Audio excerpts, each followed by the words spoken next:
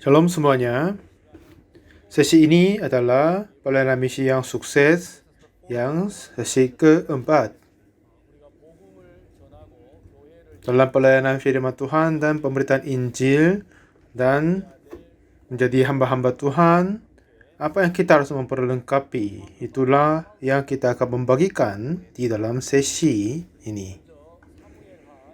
Kita baca firman Tuhan dulu di 2 Samuel pasal ke-7.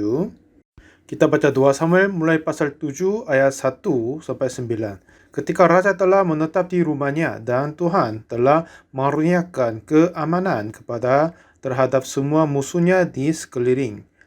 Berkatalah raja kepada Nabi Nathan, "Lihatlah, aku ini diam dalam rumah dari kayu aras, padahal tabut Allah diam di bawah tanda." Lalu berkatalah Nathan kepada raja, "Baik, lakukanlah segala sesuatu yang dikandung hatimu, sebab Tuhan menyertai engkau." Tetapi pada malam itu juga datanglah firman Tuhan kepada Nathan demikian, "Pergilah, katakanlah kepada hambaku Daud, beginilah firman Tuhan, masakan engkau yang mendirikan rumah bagiku untuk ku diami? Aku tidak pernah diam dalam rumah sejak aku menuntun orang Israel dari Mesir sampai hari ini. Tetapi aku selalu mengembara dalam kemah sebagai kediaman.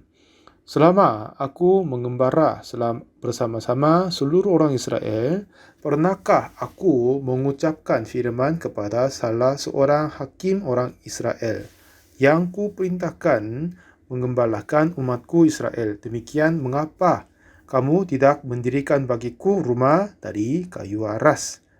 Oleh sebab itu, beginilah kau katakan kepada hambaku Daud, beginilah firman Tuhan semesta alam, akulah yang mengambil engkau dari padang ketika menggiring kambing domba untuk menjadi raja atas umatku Israel.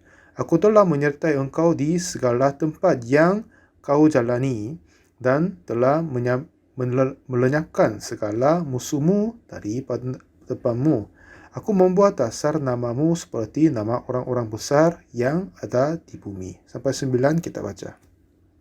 Pada saat kita baca 2 Samuel pasal ke-7, bagaimana Tuhan mau memberkati, itu yang kita dapat menemukan.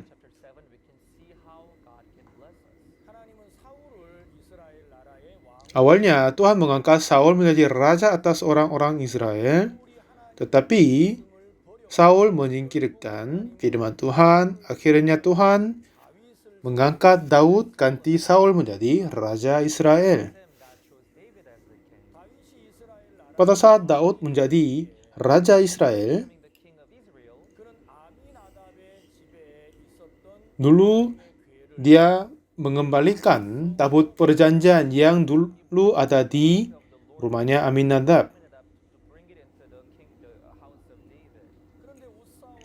Tapi oleh sebab Usa sama Ahio, mereka tidak mengangkat tabut perjanjian, tetapi membawa dengan kereta. Jadi buat masalah olehnya.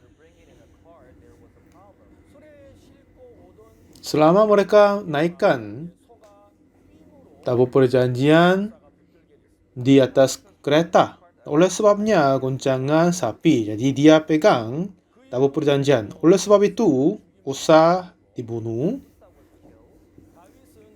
Lalu Daud terasa takut membawa tabut perjanjian ke istananya.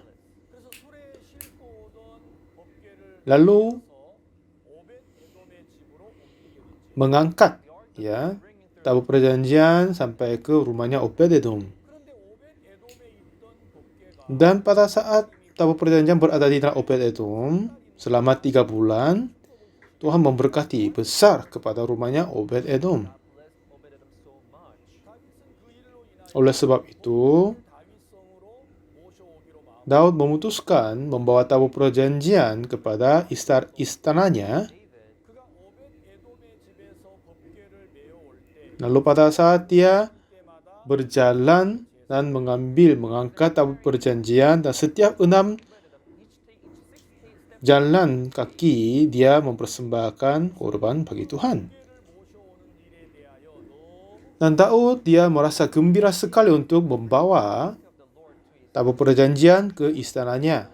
Lalu dia membawa akhir-akhirnya tabut perjanjian, lalu memasukkan tabut perjanjian di dalam tanda yang sudah dipersiapkan. Apa yang tertulis 2 Samuel pasal 7 yang kita baca tadi? Katanya, berkatalah raja kepada Nabi Natan, lihatlah aku ini diam dalam rumah dari kayu aras, padahal tabut Allah diam di bawah tenda. Setelah Tuhan mengeluarkan orang Israel dari Mesir dan sudah waktunya sampai zamannya Daud dan istananya, Tuhan tidak sama sekali berkata kepada orang, kenapa Anda menaruh aku di dalam tenda? Kenapa Anda tidak membuat rumah untukku dari kayu aras? Tuhan tidak sama sekali berkata hal ini kepada yang lain. Ini kata Tuhan. Tetapi dalam hatinya Daud, dia mempunyai hati yang tidak sama sekali pernah diambil dari manusia yang lain. Seperti yang kita baca tadi, ayat kedua, pasal 7 ayat kedua, berkatalah raja kepada Nabi Natan, lihatlah aku ini diam dalam rumah dari kayu aras, padahal tabut Allah diam di bawah tenda.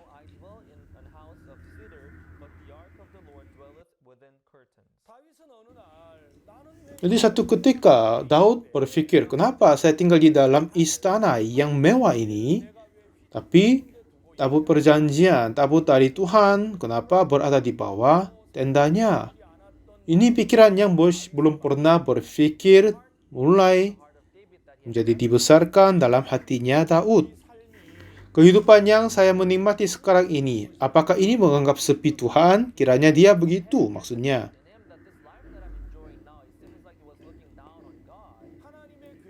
Tabut Allah, tabut Tuhan itu telah mengambil sampai ke istana Daud, tapi posisi dia jauh lebih mewah dan baik daripada posisi Tuhan.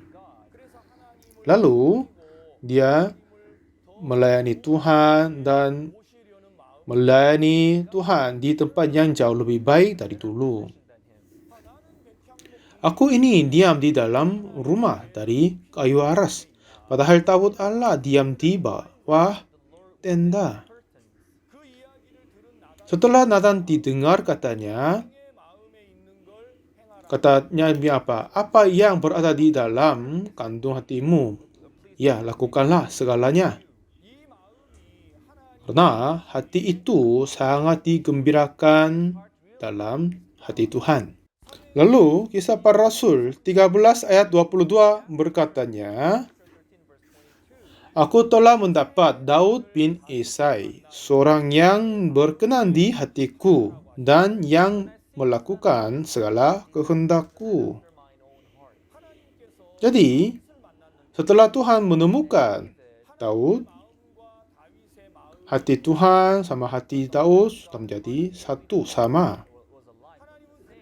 Mulai saat itu, Tuhan memulai menggenapkan segala kehendaknya melalui Daud. Hari ini saya mau sampaikan untuk kesuksesan misi keempat sesi ini, apa yang sesungguhnya jalan untuk pelayanan misi kita berhasil dan sukses. Itulah memperkenankan hati, menyatukan hati dengan Tuhan. Bukan Daud berbuat sesuatu yang istimewa, tetapi aku tinggal di dalam istana yang mewah ini. Tapi kenapa tabut Allah diam di bawah tenda? Dengan begitu, hatinya Daud dan hatinya Tuhan menjadi satu. Mulai saat itu, Tuhan melakukan banyak hal-hal yang hebat melalui Daud. Setelah hati Daud menjadi satu dengan hatinya Tuhan, mulai saat itu, di mana saja Daud pergi, Tuhan memberi kemenangan kepadanya. Apa saja yang Daud melakukan, Tuhan mengarahkan dia menjadi menang. Itu maksudnya. Jika kita cari 2 Samuel pasal ke-8, berkata ayat 6, kemudian Daud menempatkan pasukan-pasukan pendudukan di daerah orang Aram dari Damesyik. Orang Aram itu takluk kepada Daud dan harus mempersembahkan upeti. Tuhan memberi kemenangan kepada Daud kemanapun ia pergi berperang. Pada saat Daud mengadakan perang, kenapa dia terus dapat menang adalah bukan karena dia bagus untuk peperangan, tetapi hati dia sudah menjadi satu dengan Tuhan. Lalu Tuhan yang memberi kemenangan di mana saja Daud pergi. Dan juga jika kita cari Roma pasal 8 ayat ke-31 berkata, jika Allah di pihak kita, siapakah yang akan melawan kita? Ini kata Tuhan. Jika ada kekuatan yang terbesar dalam kehidupan rohani kita adalah bukan kekuatan diri sendiri. Kekuatan dan kuasa dari kehidupan rohani tidak berasal dari diri sendiri, tetapi sudah berada di dalam kebersamaan dengan Tuhan. Banyak orang berusaha melayani dengan kuasa kekuatan diri sendiri, tetapi tidak berusaha untuk menyatukan hati dengan Tuhan. Jika kita menjadi satu hati dengan Tuhan, di mana saja kita pergi, Tuhan akan memberi kemenangan bagi kita. Apa saja yang kita mau lakukan, Tuhan akan memberi kemenangan bagi kita. Apa saja kita menemukan permasalahan, apa saja kita menemukan, Tuhan akan memberi kemenangan. Hikmat dan kuasa Daud tidak memenangkan perangnya, tetapi Tuhan memberi kemenangan di mana saja dia pergi untuk berperang. Akhirnya Daud akhir-akhirnya menjadi raja yang beriman. Dan pasal 8 ayat 14 juga berkata, lalu ia mendapat pasukan-pasukan pendudukan di Edom. Di seluruh Edom ditempatkannya pasukan-pasukan pendudukan, sehingga seluruh Edom diperbudak oleh Daud. Tuhan memberi kemenangan kepada Daud kemanapun ia pergi berperang.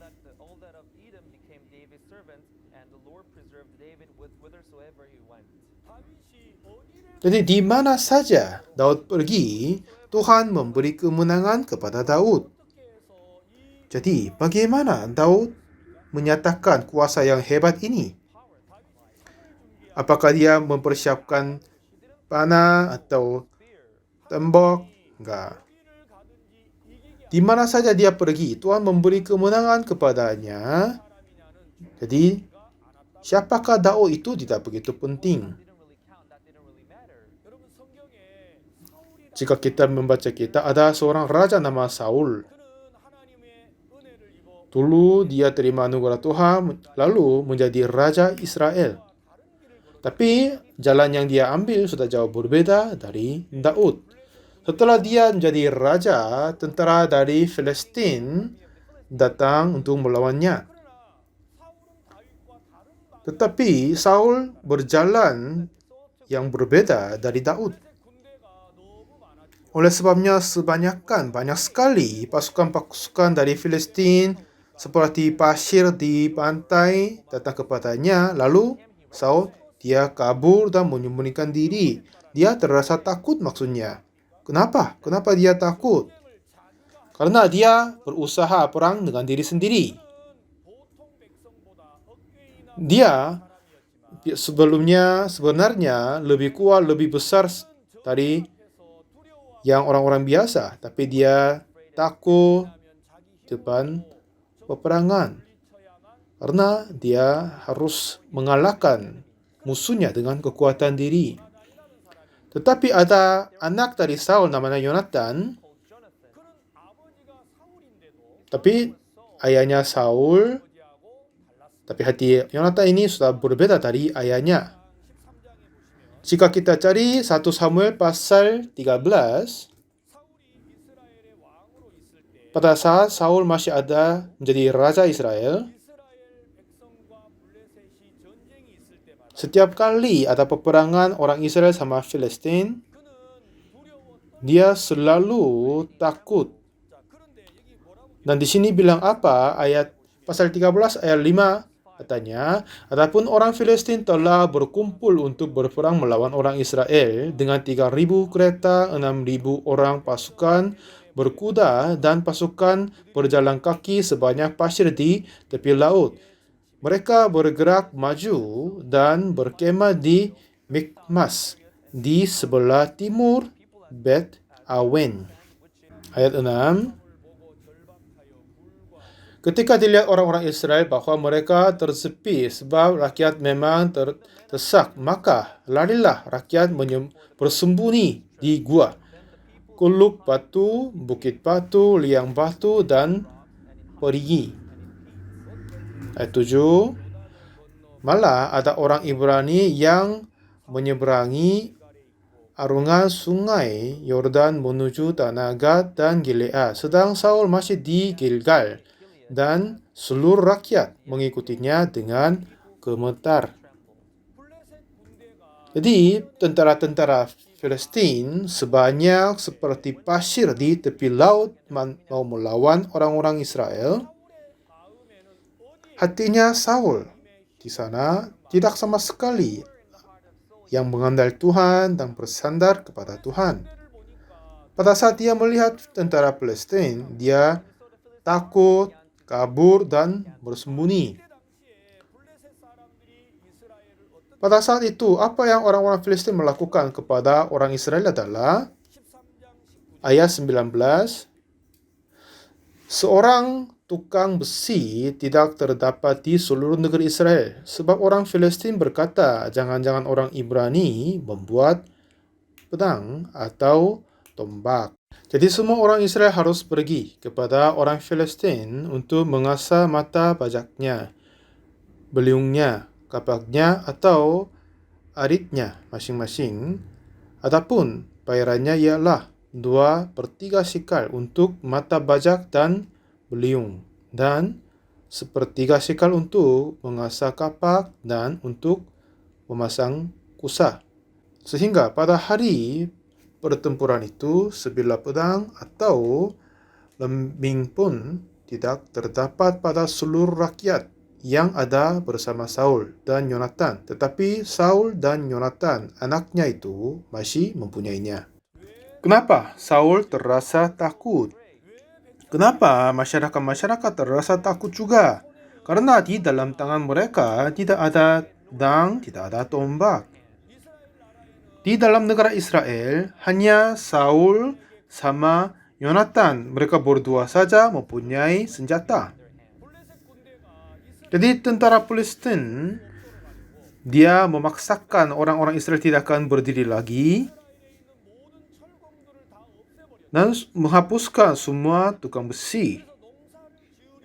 Jadi pada saat mereka mau bertanian, seharusnya meminjam alat-alat pertanian dari Filistin.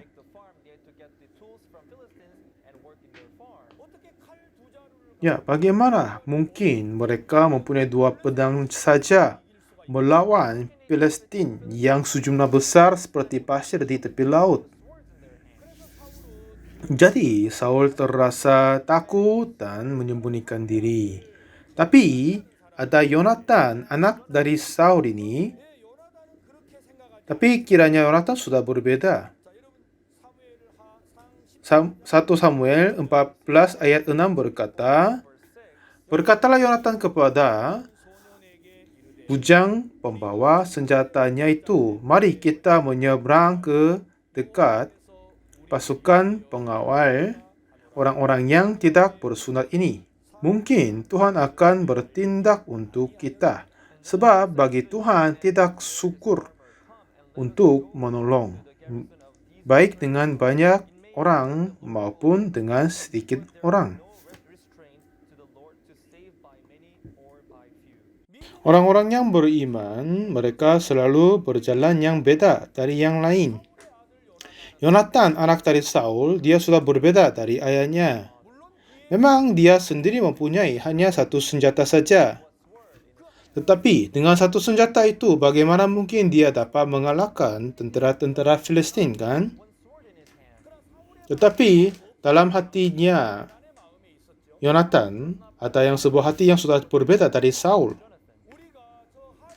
Mari kita menyeberang ke dekat pasukan pengawal orang-orang yang tidak bersunat ini. Mungkin artinya apa? Mereka tidak punya janji Tuhan. Yang bersunat itu adalah Tuhan janji untuk Tuhan kasih kepada orang Israel. Kepada mereka tidak punya Tuhan, tapi kepadaku ada Tuhan.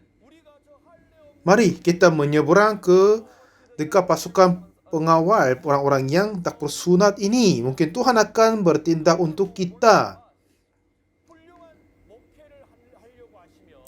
Jika kita mau melayani ministry dengan hebat itu, kita harus percaya Tuhan telah bersama dengan kita. Jika Tuhan menyertai dengan kita, Tuhan akan mengerjakan hal-hal yang hebat melalui kita. Dan Yonatan, dia mempunyai hati percayanya. Mari kita menyeberang ke dekat pasukan pengawal orang-orang yang tidak bersunat ini. Mungkin Tuhan akan bertindak untuk kita. Sebab Tuhan tidak sukar untuk menolong baik dengan banyak orang maupun dengan sedikit orang. Jadi peperangan tidak melaksanakan oleh pedang atau tombak, tetapi perang dilaksanakan oleh Tuhan. Pelayan misi yang sukses ini untuk kepada siapa? Pelayanan ini bukannya kita harus melayani. Pelayanan dan ministry ini bukan dilaksanakan oleh para pendeta, tetapi gembala sesungguhnya adalah hanya Yesus Kristus saja. Dan Tuhan, Yesus harus memimpin gereja kita. Akhirnya kita menjadi sukses. Kita adalah hamba Tuhan. Kita adalah pendeta. Bagaimana Yesus memimpin gereja kita? Memang Yesus masih belum kelihatan, ya kan? Tetapi jika kita mempersatukan hati bersama dengan Tuhan, pada saat kita menjadi satu hati bersama dengan Tuhan Yesus, kita mengandal hati Yesus dan mulai berjalan. Dan hatinya Yonatan itu sudah berbeda dari pikiran dan hati dipunyai oleh Saul ayahnya.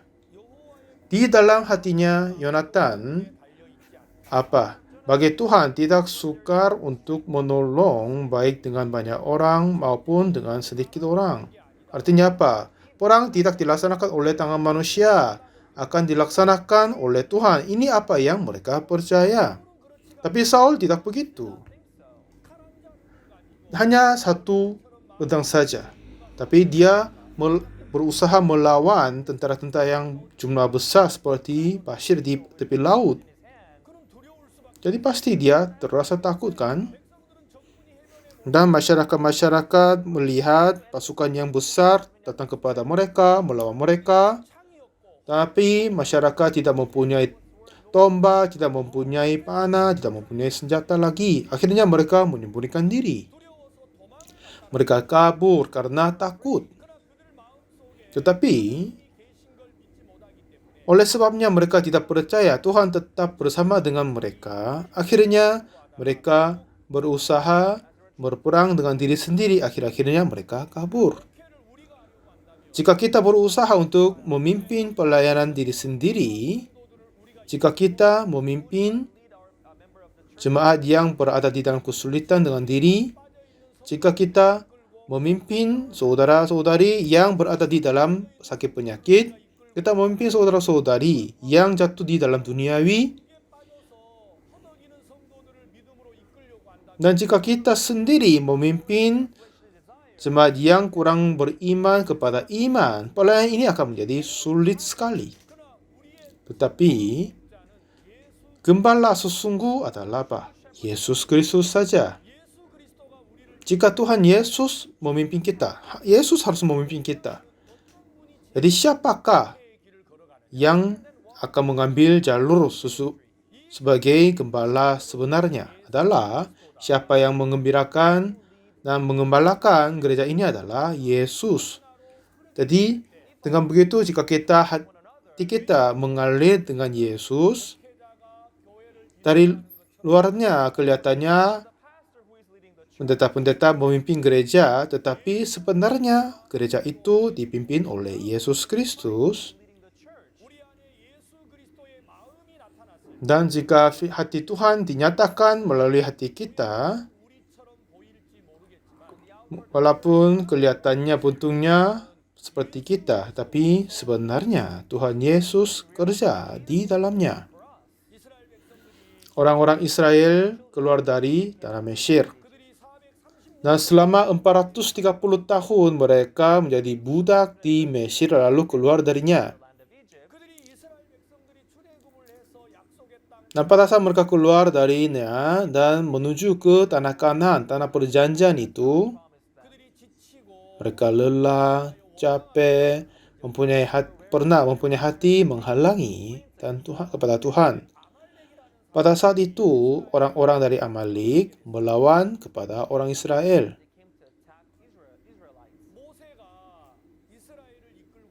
Selama Musa memimpin orang Israel, orang-orang Amalek berperang melawan kepada orang Israel. Akhirnya, Musa suruh Yosua untuk berperang melawan orang Amalek. Itu apa? Perang yang terkenal. Kelihatannya Yosua adalah memimpin peperangan. Itu kelihatannya begitu. Tetapi selama Yosua berperang, tapi orang-orang Israel makin kalah dan mundur. Tetapi pada saat Musa mengangkat tangannya, Yosua mulai menang dalam perang. Jika tangan Musa menjadi turun, Yosua makin kalah dari perangnya. Harun sama Hur melihat situasinya ini. Ya, ini kelihatannya Yosua pergi untuk berperang, tetapi ternyata mereka menang dari perang pada saat Musa mengangkat tangan. Pada Musa menurunkan tangan, mereka kalah. Di Keluaran pasal 17, kita coba baca dulu, mulai ayat 8. Lalu datanglah orang Amalek untuk berperang melawan orang Israel di Rafidim. Musa berkata kepada Yosua, pilihlah orang-orang bagi kita, lalu keluarlah berperang melawan orang Amalek. Besok aku akan berdiri di puncak bukit itu dengan memegang tongkat Allah di tanganku.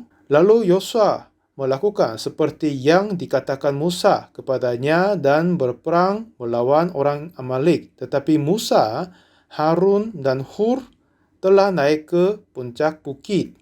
Dan terjadilah apabila Musa mengangkat tangannya, lebih kuatlah Israel. Tetapi apabila ia menurunkan tangannya, lebih kuatlah Amalek. Maka penatlah tangan Musa. Sebab itu mereka mengambil sebuah batu, diletakkannya di bawahnya, supaya ia duduk di atasnya. Harun dan Hur menopang kedua belah tangannya, seorang di sisi yang satu, seorang di sisi yang lain, sehingga tangannya tidak bergerak sampai matahari terbenam.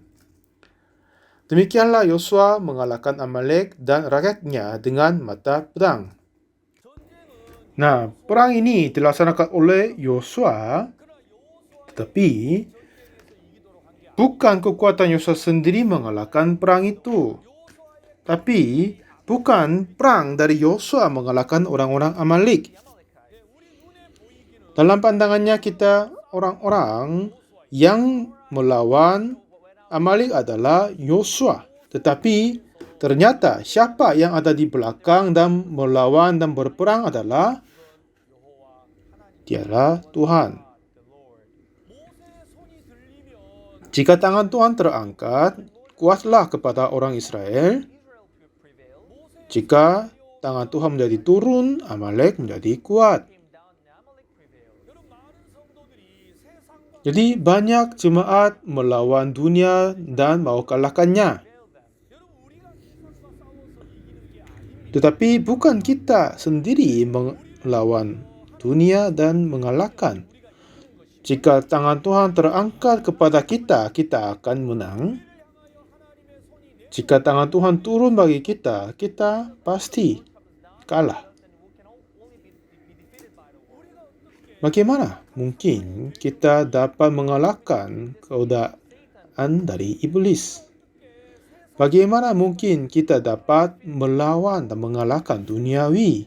Kita tidak bisa melawan dan menang dari dunia dan tidak bisa melawan pencobaan iblis.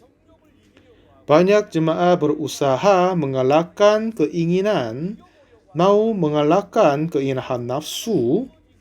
Di dalamnya mereka jatuh, akhirnya tenggelam, akhir-akhirnya banyak yang membuang Tuhan juga. Tapi kita harus tahu bahwa perang melawan iblis pun tidak ada di dalam tangan kita. Kita harus sadar bahwa memimpin jemaat tidak ada di dalam tangan kita. Jika kita memimpin gereja dan jemaat, ini kelihatannya kita yang memimpin. Tetapi milik dari jemaat gereja ini adalah Yesus Kristus, dan hanya darah Yesus Kristus yang dia membeli dengan darahnya adalah gereja dan jemaat, kan? Dan Tuhan hanya memimpinkan kita untuk jemaat-jemaat, dan kita menjadi gembala diangkat oleh Tuhan. Dan pada saat kita mengembalakan jemaat dan saudara-saudari, kuasa kita tidak akan mempengaruhi kepada jemaat.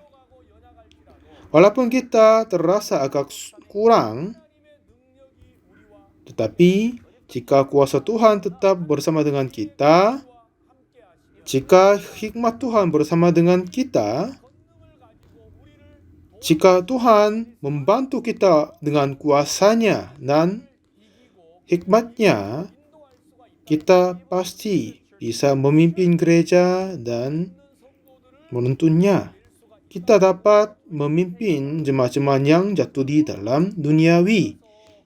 Kita dapat mengeluarkan mereka jatuh di dalam dosa, kejahatan, keinginan nafsu dan menuntun sampai kepada Tuhan.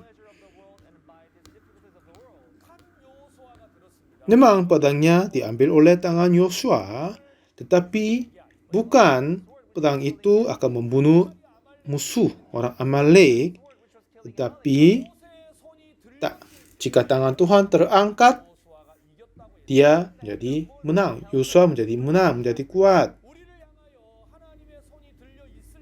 Jika tangan Tuhan tetap terangkat terhadap kita, pelayanan ministry kita akan menjadi berhasil. Daud adalah seorang hamba Tuhan yang terbaik. Bagaimana dia mengambil jalan-jalan yang sangat-sangat diberkati itu? Karena dia berkenan hati sama Tuhan. Hati yang tidak ada dipunyainya. Aku ini diam dalam rumah dari kayu aras, padahal tabut Allah diam di bawah tenda. Yang posisi ku punya ini, yang kehidupan yang punya aku ini, aku hidup mewah, damai, bagus, tapi Tuhan diam di bawah tenda yang kelihatannya miskin dan tidak baik. Dengan begitu, Daud merendahkan diri dan mempunyai hati untuk meninggikan Tuhan. Tempat tinggal dia yang dari kayu aras, tapi dia mau mendirikan rumahnya Tuhan lebih indah daripada rumahnya sendiri. Hati itu dilihat sangat-sangat baik, indah, dan mengembirakan hati Tuhan. Telah melihat, mendapat Daud bin Isai, seorang yang berkenan di hatiku. Seperti yang Daud mempunyai hatinya menjadi satu dengan hati Tuhan, Tuhan terus menolong Daud.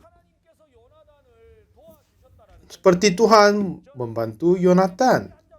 Di dalam tangannya hanya satu senjata saja. Tetapi katanya apa? Tuhan tidak sukar untuk menolong baik banyak orang maupun dengan sedikit orang. Ini bukannya perbuatan diri, tetapi dibuat oleh Tuhan. Jadi walaupun punya satu senjata saja, Yonatan ini berkata, mari kita menyeberang ke dekat pasukan pengawal orang-orang yang tidak bersunat ini. Mungkin Tuhan akan bertindak untuk kita. Sebab bagi Tuhan tidak sukar untuk menolong baik dengan banyak orang dengan sedikit orang. Dan dengan hati itu dia maju ke perkemahan Palestina. Tuhan mengalahkan tentara Palestina mengganti Yonatan. Pada saat Yosua adalah yang maju perang, tetapi selama tangan Musa terangkat, kuatlah dia. Tapi makin turun tangannya Musa, Amalek menjadi lebih kuat. Jadi pelayanan misi yang sukses yang kita harapkan itu kan. Tetapi bukan kita sendiri memimpin gereja jemaat dengan baik-baik, tetapi tangan Tuhan seharusnya terangkat terhadap kita. Kalau begitu, Tuhan akan melaksanakan hal-hal yang terbaik kepada kita. Banyak orang berusaha dengan pengusaha sendiri mau memimpin gerejanya dengan baik-baik. Tetapi kitab suci sudah berkata, sebab itu, apakah yang akan kita katakan tentang semua itu? Jika Allah di pihak kita, siapakah yang akan melawan kita? Jika Tuhan di pihak kita, siapa yang melawan kita? Jika Tuhan Allah di pihak kita, satu pedang sudah enggak apa-apa, ya kan? Tidak ada tombak pun tidak apa-apa. Iya, jika tentara musuhnya jumlah besar seperti pasir di tepi laut, enggak apa-apa. Jika Tuhan menjadi pihak kepada kita. Nah, kalau begitu, Tuhan memihak kepada siapa? Hanya satu saja yang Tuhan berpihak kepadanya, adalah kepada mereka. Tuhan Yesus telah mati di atas kayu salib, dan oleh darahnya menyelamatkan orang. Yang kata lain, mereka yang menerima keselamatan Tuhan ditebuskan oleh darah Yesus Kristus dan dikuduskan dan diselamatkan, merekalah yang akan dibantu oleh Tuhan. Tuhan akan berpihak kepadanya. Ya, yang tidak menyayangkan anaknya sendiri, tetapi yang menyerahkannya bagi kita manusia. Bagaimanakah mungkin ia tidak mengaruniakan segala sesuatu kepada kita bersama-sama dengan dia? Ini kata Tuhan. Jika kita sungguh menerima keselamatan Tuhan dari darah Yesus Kristus, semua yang kepunyaan Tuhan akan memberikan kepada kita. Kepada yang percaya ini, dialah yang akan percaya Tuhan akan menjadi berpihak dia. Para hamba Tuhan butuh iman apa? Mereka mempunyai iman bahwa Tuhan telah menyertai dengan mereka. Kalau begitu, iman apa berposisi di dalamnya? Darah kudus dari Yesus Kristus menebus kita, menyelamatkanku selamat selamanya. Jika hal ini sudah clear di dalamnya, pasti Tuhan akan berpihak dengan kita. Itulah kuasa yang sebenarnya untuk pelayanan misi. Tuhan memihak kita. Jika Tuhan menjadi pihak kita, siapakah yang akan melawan kita? Jika hal ini tetap berada di dalam hati kita, jika punya satu pedang, tidak apa-apa. Jika kita melawan kepada tentara Filistin, tidak apa-apa. Jika mereka melawan sebanyak mungkin seperti pasir di tepi laut pun, tidak apa-apa. Banyak jemaat jatuh ke dalam dosa. Mereka ditarik keinginan-keinginan tubuh jasmani dan menyerahkan diri kepada keinginan hawa nafsu. Tetapi walaupun begitu, kita tidak berkuasa untuk menyelamatkan mereka dari sana, ya kan? Tetapi jika Tuhan di pihak kita, kuasa Tuhan sudah cukup sekali menyelamatkan mereka dari kegelapan, kuasa iblis, dan kuasa keputusasaan. Banyak hamba Tuhan selama mereka memimpin gereja,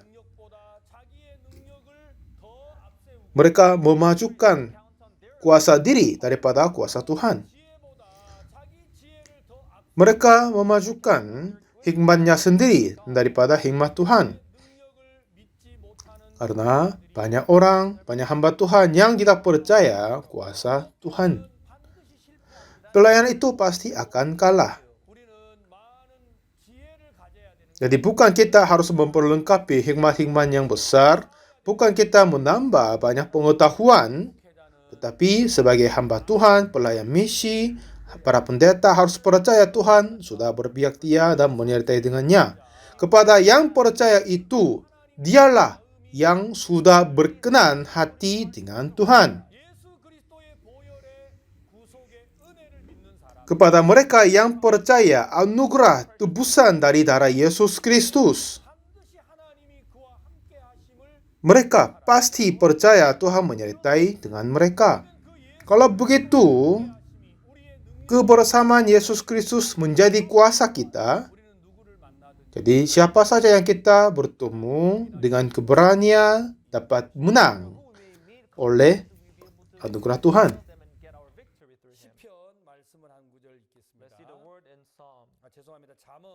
Di Amsal 16, kita baca dulu. Ayat ke-7. Jika Tuhan berkenan kepada jalan seseorang, maka musuh orang itu pun didamaikannya dengan dia.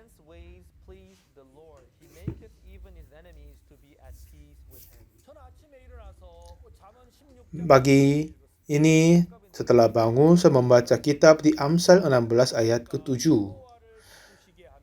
Jikalau Tuhan berkenan kepada jalan seseorang, maka musuh orang itu pun didamaikannya dengan dia.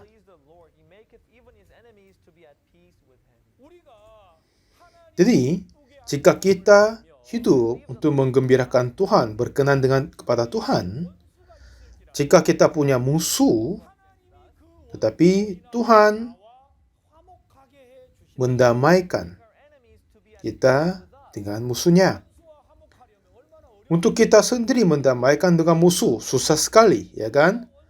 Jika kita mau mengadakan pendamaian dan persetujuan dengan musuh, sulit.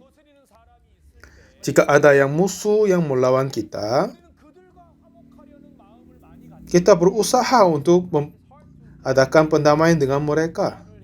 Apa kata yang saya berkata kepada mereka, apa yang saya mengorbankan diri untuk dia.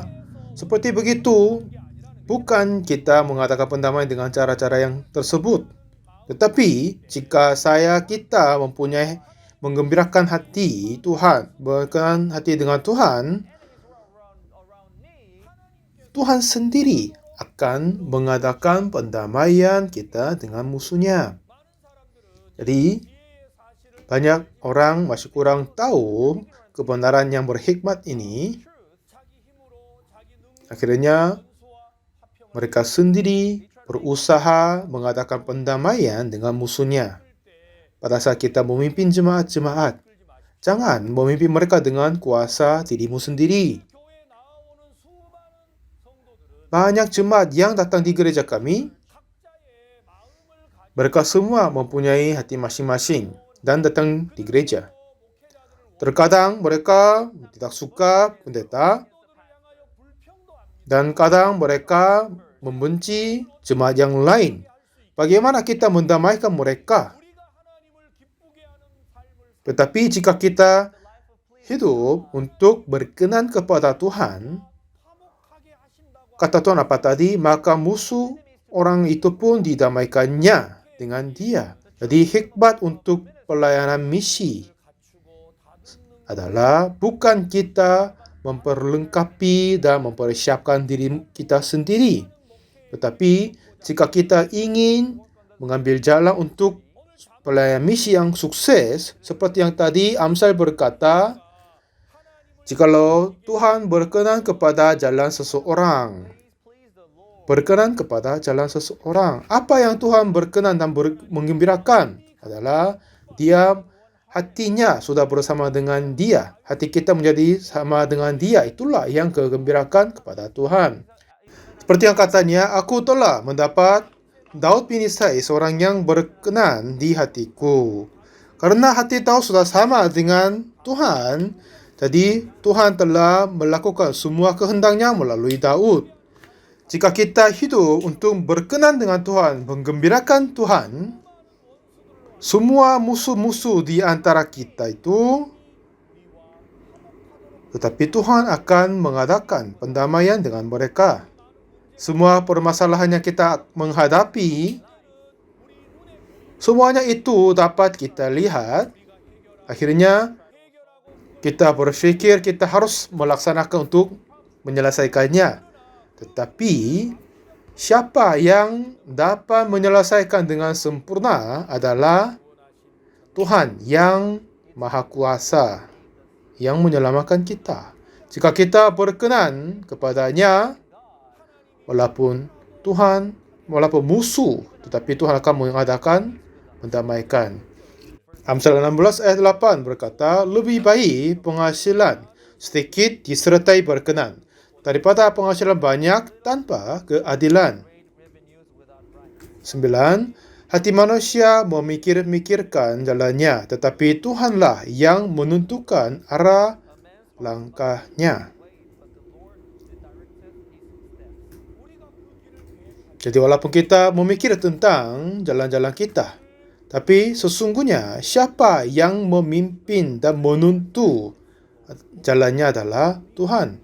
Jadi saudara, bukan kita yang melakukan pelayanan, tetapi Tuhan. Apa yang pelayanan yang sukses? Artinya Tuhan memelihara gereja kita masing-masing. Biar Tuhanlah yang menjaga jemaat dan gereja kita. Jika kita terdahulu dijaga oleh Tuhan, berkenan dengan Tuhan, dan dipelihara oleh Tuhan, Tuhan akan menjaga jemaat-jemaat yang Ia kasih kepada kita. Banyak hamba Tuhan dan pelayan-pelayan misi, jika kita mengeluarkan Tuhan dan jika kita mau memimpin karunia yang kita punya untuk memimpin jemaat, pasti kita akan kalah. Tetapi jika kita membiarkan Tuhan dapat memimpin jemaat, pelayanan itu akan pasti berhasil. 2 Samuel pasal 7, kenapa Daud diindahkan dan menerima hidup yang baik dari Tuhan adalah, coba kita balik firman Tuhan yang tadi kita baca, 2 Samuel pasal 7 ayat kedua, berkatalah raja kepada Nabi Nathan, lihatlah, aku ini diam dalam rumah dari kayu aras, padahal tabut Allah diam di bawah kemah.